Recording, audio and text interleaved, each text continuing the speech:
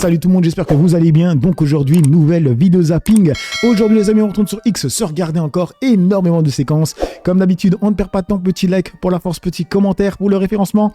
Let's go, on commence avec la première séquence insolite de la vidéo qui nous vient du compte Les Spectateurs. C'est avec Karine Le Marchand, c'est marqué une séquence lunaire. Karine Le Marchand avoue avoir pris le nom Le Marchand qui était celui de son mec marié. Moi, j'ai toujours cru que c'était son mec, qui n'était pas marié du coup, tu vois. Mais en fait, c'était son amant, quoi. Regardez. Je savais pas que votre nom c'est Fayot Correra. Eh oui, c'est pour ça que j'ai pris Le Marchand. Et pourquoi Marchand? En fait, vous savez, en télé, quand on fait du direct, il y a ce qu'on appelle les synthés, c'est-à-dire les noms, les sous-titres en fait qui apparaissent. Et donc au début, moi j'ai mon nom. Et donc le directeur de la station, Pierre Milly, que j'embrasse très fort, à l'époque, il voit dans son bureau apparaître Karine Fayot Correra. Il descend, il me dit mais non. C'est imprononçable. C'est imprononçable, il faut que tu changes de nom. Je dis mais attends, mais le direct c'est dans 10 minutes. Ben, trouve un pseudo. Alors je dis je vais prendre le nom de mon mec qui était marié. Il nous regarde peut-être cet après-midi? Ah bah il le sait, hein, on est proches maintenant. Coucou. Mon Pascalou, je t'embrasse. Mais il est fier, hein. Ok, Pascal Le Marchand, il s'appelle donc. Peut-être, certains vont me dire oui, mais il devait être séparé de sa femme et ils étaient encore mariés. Si vous voulez. Moi, j'ai l'impression que c'était la maîtresse. Du coup, on passe sur M6 Info qui a marqué « Vous avez tué mon frère ». Jessica Moretti, copropriétaire du bar Le Constellation qui a brûlé à Crans-Montana, s'est rendue avec son mari à une nouvelle audition à Sion devant la justice suisse. Des familles de victimes ont pris à partie le couple. Regardez-moi dans les yeux! J'ai tué mon frère, vous êtes fous! Regardez-moi s'il vous plaît! Vous êtes fous! Non, vous ne tuez pas, vous êtes tué mon frère! Vous êtes fous! Arrête de faire ça! Arrête de faire ça! Regarde-moi, putain! Regarde-moi, tu es belle! T'as tué mon frère!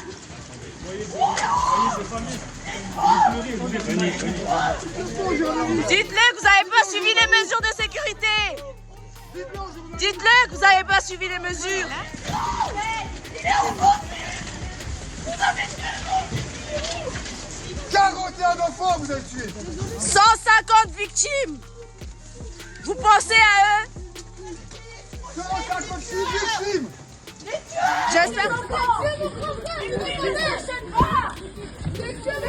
Du coup, que dit le peuple dans les commentaires? Mais déjà ton frère, qui n'était probablement pas majeur, aurait dû rester chez toi.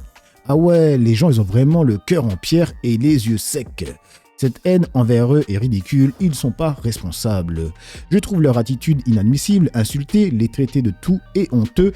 La colère est une chose, le temps de la justice en est une autre. Et puis, que font ces parents qui ont laissé leur gamin de 14 piges aller en boîte ou dans un bar d'ambiance? Dites-moi ce que vous en pensez. Du coup, on enchaîne avec Kunta Benenkinte qui a marqué « Regardez la panique de Pascal Praud ce matin quand on plaisante sur le fait que son nom pourrait être dans les Epstein Files, alors qu'on n'a même pas besoin de ces listes pour savoir que lui et son patron Bolloré ont protégé le pédo Morandinito. » Peut-être devoir... Plongez-vous dans les archives diffusées par le ministère de la Justice, Gov. Allez sur Gov. Bon, oui, vous trouvez votre nom, sûrement. Oh non. Mais vous trouvez mais il y a des milliers de noms qui sont cités, s'il vous plaît. Comment dire? La tête qu'il a fait, chat tat tat tat. Noms qui sont cités, s'il vous plaît. Comment dire? Non, mais franchement, n'ironisez pas. Il a déjà ses problèmes. Parce qu'on est. Il y a plein de gens qui prennent. Attendez. Il y a le gars qui a dit il a déjà ses problèmes. Pascal Praud a ses problèmes comme ça. Écoutez. Franchement, n'ironisez pas. Il a déjà ses problèmes. Parce qu'on est. Il y a plein de gens qui prennent. Attendez, il y a plein de gens qui prennent ça au premier degré. Donc faisons attention, je veux dire, Vincent, parce que là, c'est pas drôle. Non, mais c'est pas drôle. Pardonnez-moi, c'est pas drôle. C'est pas grave. Non, mais il y a des...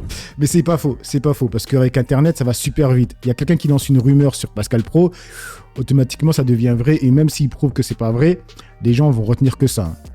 C'est pas faux. Alors, dans les commentaires, il y a une personne qui a dit « Praud se permet de salir les gens sans la moindre preuve ni la moindre précaution, lançant des accusations à la légère, mais dès que quelqu'un évoque des rumeurs à son sujet, il laisse rien passer. » Mort de rire. Ouais, pas faux. Du coup, on enchaîne avec BFM, c'est marqué « Cette affaire Epstein est effroyable », déclare Alain Jakubowicz, avocat et président d'honneur de la LICRA. Écoutez, puisque vous m'interrogez comme avocat, je vais vous répondre comme avocat. Cette affaire Epstein, effectivement, était effroyable quand on voit ce que, apparemment, et de toute évidence, cet homme a commis, et dans son entourage, etc. Mais on a l'impression qu'il y a une sorte de contamination. C'est un peu le Covid. On a serré la main un jour de cet homme-là, et on serait suspect de tas de choses. Je trouve ça effroyable. Ça me fait extrêmement peur. Ça devient une sorte sorte de... J'ai le nom de confrères qui sont cités parce qu'ils ont été l'avocat d'eux et qui par conséquent pourraient être suspects d'eux. Personne n'est à l'abri. Moi je sais pas si un jour on va pas voir mon nom apparaître parce que j'ai été l'avocat de un tel. Moi j'ai jamais vu ce monsieur, je n'ai aucune accointance avec lui, alors je ne démine pas. C'est pas vraiment ça, c'est plus des gens où le nom il a apparu genre 1000 fois, 6000 fois. Là ça pue mec, là ça pue. Ou bien les gens comme Jack Lang qui parle avec lui, qui lui pose des questions, en tout cas l'autre lui pose des questions sur un enfant. Est-ce que cet enfant doit être de telle ou telle religion? Est-ce qu'il doit s'y connaître en sexualité? Je sais plus les termes, mais t'as capté? Non, là c'est pas la même chose. Ouais, il y a un blaze qui sort 1 ou 2 ou 3 fois, c'est rien du tout. Comme le joueur de foot là, comment il s'appelle, celui avec Balafre? Il y a son blaze qui est sorti je crois 6 fois et il commence à parler de lui. Mais non, mais c'est rien du tout. À l'époque, il était connu à fond, tu vois.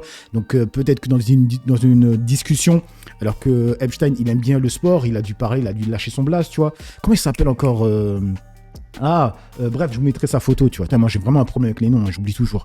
Je me fais vieux. Oui, je me fais vieux. Parce que je pense pas que ce soit le cas. En fait, vous vous inquiétez de cette espèce d'amalgame, de brouhaha et d'amalgame que ça peut entraîner. Évidemment, enfin, il faut faire la part des choses. C'est pas parce qu'on a dîné un jour avec ce monsieur, ce qui effectivement qu'on est un proxénète ou qu'on est un péd. C'est absolument terrible. Et puis, puisque le lien avec le point précédent, pardon, mais enfin, c'est pain béni, si je puis me permettre, pour un certain nombre de complotistes, d'antisémites viscéraux, qui effectivement, Epstein, mais dites-moi, il ne serait pas un peu juif, ce monsieur? Je suis et par conséquent, est-ce que ça ne serait pas la preuve que ce que nous disons depuis des lustres, c'est que ces gens-là, quand même... C'est une folie, les mecs. En fait, l'histoire, c'est juste un mec qui a eu des connexions avec des politiciens et qui fait des trucs de pédos, qui avait un réseau. C'est ça le vrai problème. Heureusement, aucun Israélien est en cause. Opération de déminage préventive. Tout fragile, le JACU, le profil d'une personne qui essaie de se défendre d'un truc qui sait qu'il va lui tomber sur le museau, l'irréprochable Likra. Du coup, on continue avec BFM, c'est marqué Flash. Ce matin, BFM affirme que les Russes seraient derrière l'affaire Epstein. Écoutez leurs arguments. Encore les Russes. On reparle ce matin avec vous, François, de l'affaire Epstein et un aspect de ce dossier qui suscite de plus en plus de commentaires, c'est la relation du pédocriminel avec la Russie de Vladimir Poutine. Au point que la Pologne, par exemple, vient d'ouvrir une enquête pour savoir si Epstein était un agent russe ou bien un homme d'affaires manipulé par les services russes. Dans les 3,5 millions de documents qui ont été rendus publics par le ministère américain de la Justice, le mot Russie apparaît 10 000 fois.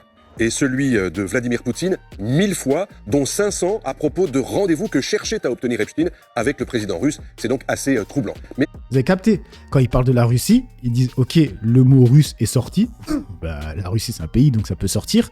Mais aussi le fait qu'il a demandé, en tout cas, il essayait d'avoir le contact de Vladimir Poutine 500 fois. Donc ils ont vu des mails, ou dans des mails, 500 fois, il y a eu le nom de Vladimir Poutine, où il a essayé d'avoir le contact, un rendez-vous en tout cas, avec Vladimir Poutine. Il a essayé d'avoir un rendez-vous, donc il n'a pas eu le rendez-vous.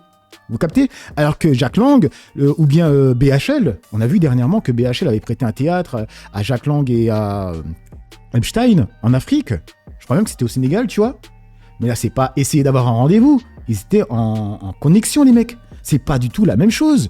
Et là, pour cracher sur la Russie, alors que moi, je suis pas un pro-russe, tu vois. Pour cracher sur la Russie, ils sont en train de te dire, oui, dans des mails, on a vu qu'il essayait d'avoir des rendez-vous avec Poutine. Il a essayé. La preuve, il n'a pas eu de rendez-vous parce que sinon, ils en auraient parlé directement, les mecs. Direct. Et on comprend mieux quand vous regardez effectivement cette galaxie russe autour de Mark Epstein. D'abord, avec ces deux femmes. La première, Svetlana Poidova, a été mannequin, recrutée notamment par le fameux Brunel français dans son agence, mais aussi elle est devenue plus tard son assistante dans son entreprise. Putain, les mecs, c'est une dinguerie. Donc, parce qu'il avait une mannequin russe dans son cercle, alors qu'on sait qu'il avait pris des Ukrainiennes, des meufs de l'Est, hein, pour faire du trafic avec eux, tu vois. Mais qu'est-ce qu'ils... Ils en sont là, les mecs, c'est une dinguerie. De gestion de patrimoine à New York, en provenance directe de Moscou. La deuxième, Maria Drokova, ex-animatrice des mouvements de jeunesse de Poutine, qui est devenue l'attachée de presse personnelle de Epstein. Ça fait beaucoup quand on pense qu'avec Vitaly Tchurkin, l'ancien ambassadeur russe aux Nations Unies... Ça fait beaucoup, il avait 2 meufs autour de lui qui étaient des Russes. Epstein a entretenu des relations extrêmement fréquentes, régulières et longues, au point qu'il a essayé de faire comprendre à travers Tchurkin qui était vraiment Donald Trump auprès de ses interlocuteurs russes. Il a essayé d'obtenir la même chose avec Sergei Lavrov. On pense qu'il n'y a pas réussi à le voir. En revanche, Sergei Belyakov, ex-vice-ministre de l'économie, lui, pour le coup, a été un interlocuteur très régulier d'Epstein. Il l'a aidé notamment à contourner les sanctions européennes et les sanctions russes qui pesaient à la fois sur les oligarques, mais également, évidemment, sur l'économie russe. Alors la question c'est, est-ce que Ghislaine Maxwell, la compagne d'Epstein, a aidé Epstein à devenir aussi proche finalement et aussi connivent avec les Russes? Peut-être, on ne le sait pas encore, mais toujours est-il que son père, auprès de qui elle a beaucoup appris, lui, pour le coup, était un agent triple au service des Britanniques, des Soviétiques et du Mossad israélien. C'est vrai que ça fait quand même beaucoup. Tout ça pour pas parler d'Israël, les mecs, c'est une folie.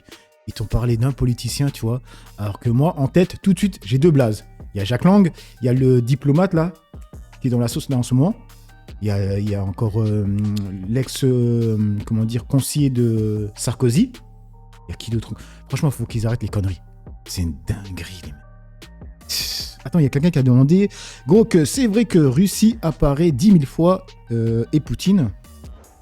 Non, la vidéo de BFM exagère. Selon plusieurs sources, Russia apparaît environ 5900 fois, donc ils ont doublé le délire. Dans les 3,5 millions de pages des dossiers Epstein publiés, Poutine environ 1055 fois. Mais franchement, les mecs.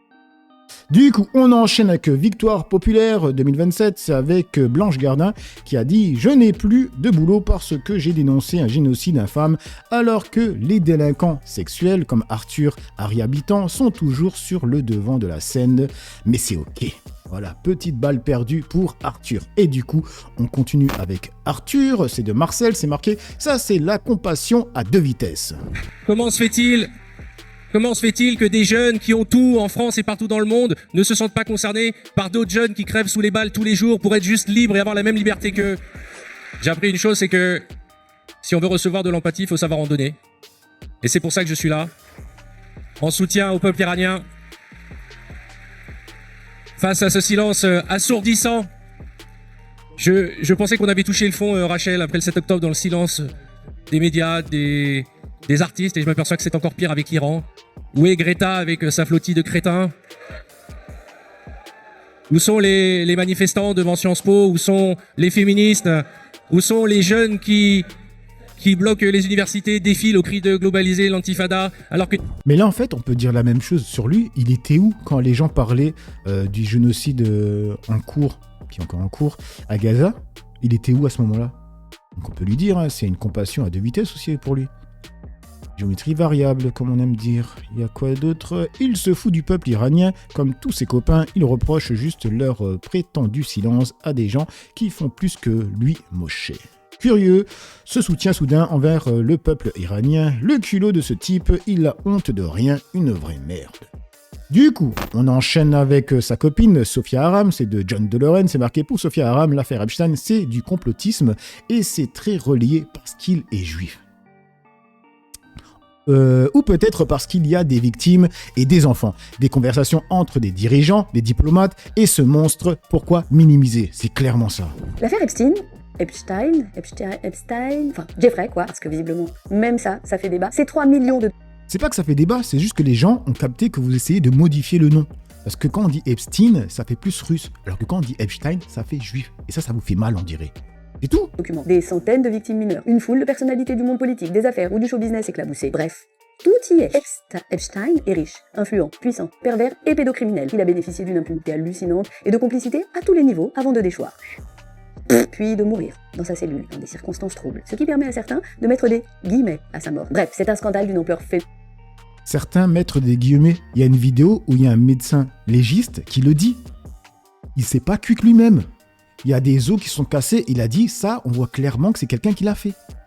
Il y a une marque, il a dit ça ne peut pas être fait par les draps qui étaient là. Sur le coup de Jeffrey Epstein, on a trouvé qu'il y avait des fractures sur les os du cou qui ne surviennent pas quand on se pend. Quand quelqu'un se pend, la corde est surtout en dessous du menton. Et il n'y a pas de fracture à ce niveau-là. Par contre, si c'est un meurtre par strangulation, avec les mains, un lien, une corde par exemple, ou un drap comme c'est le cas ici, alors les fractures sont plutôt au milieu du cou. Comme dans le cas de Jeffrey Epstein, qui avait une fracture de cet os et de cet os. Là, vous voyez, c'est une marque. C'est la trace de la ligature. Mais un drap ne laisse pas ce genre de trace. Pourquoi? Parce qu'un drap est mou, c'est très mou. Il s'agit d'autre chose, comme une fine corde ou quelque chose comme ça. Le point G absolu sur lequel s'excitent tous les timbrés de l'époque. Pour faire mieux, il faudrait que Marc Dutroux obtienne la garde du petit Grégory et se lance dans un élevage de pangolins, à outro, avec la complicité d'Émile Louis, reconverti dans le bitcoin. Tout y est, et plus encore, puisque cerise sur le gâteau, Epstein est juif, ce qui est un peu le numéro complémentaire, ou l'accélérateur de particules, sans lequel vous n'arriverez jamais à mobiliser les monomaniaques de l'obsession reine de l'époque. Je vous explique pourquoi, dans Le Point, cette semaine. Voilà, elle a tout réduit au fait qu'il soit juif. Elle parle pas du fait qu'il y a des enfants, qu'il y a un réseau, qu'il y a des politiciens qui sont dedans. Putain. Du coup, on termine avec, dans la séquence, là c'est marqué « Je n'ai jamais dit Israël est l'ennemi commun de l'humanité. Je parlais des crimes d'Israël, de l'apartheid, du génocide. J'ai condamné le système Réaction Nette de Francesca Albanese aux accusations portées à son encontre dans France 24. » Et vous avez été accusé d'avoir déclaré que Israël était désormais l'ennemi commun de l'humanité. Votre réponse à ces accusations? Ça m'étonne que vous me posiez cette question parce que c'est hallucinant.